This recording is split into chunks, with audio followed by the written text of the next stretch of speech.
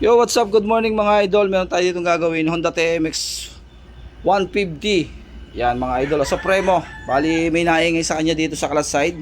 Ayan mga idol, check natin mabuti dahil sinabihan daw si kuya na ayos lang daw yung kanyang motor. Ito mga idol, taga saan ka idol? Pasay pa.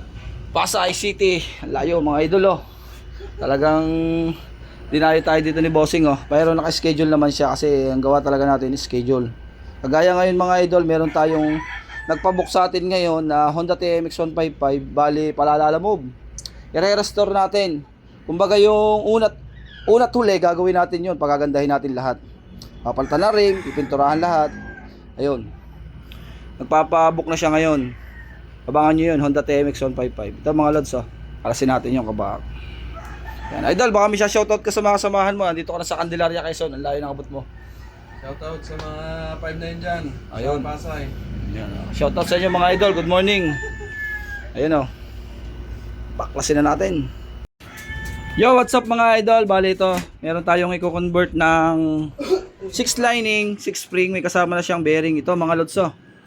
Ito ang gagawin natin mga lodi oh, yan. Ang bearing nito ay 6201. Bali mga lods yan, gagamitin natin. Plug and play na lang to mga lodi, wala na kayong babaguhin dito pagka nakagamit kayo nito. Ayan. Saan nga pala mga ka-order nito? Kay Gerson Diopante, andito sa ilalim ng comment section natin mga lodi. Yan gagawin natin sa Honda Supremo. Plug and play nga pala to sa mga XR 150, XR 125 at hindi ito kasya sa mga China natin na kagaya ng like push rod. Pandito lang to sa Supremo para sa mga nagtatanong.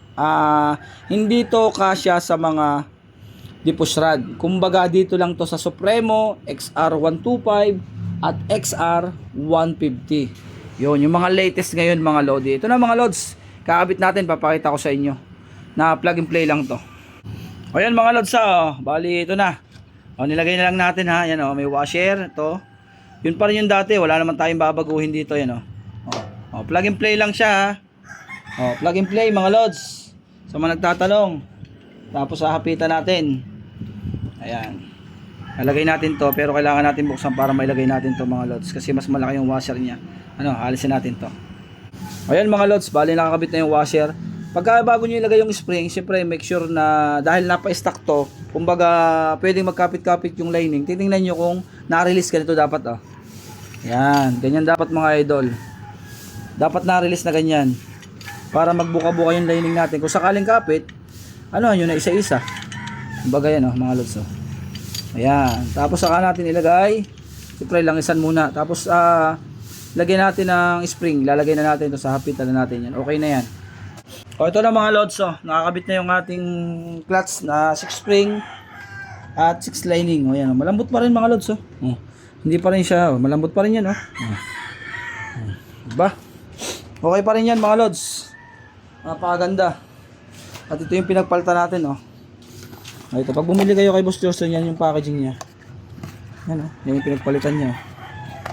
Diba? Alright. Mga lods. Okay. Ayan mga idol. Bali, paano na uli siya? Pasan nga idol? Oh, yan. Pasay uli. Papunta na siya doon oh. Yan oh, ito yung class oh. Oh, yun oh. Okay, ingat. Oh.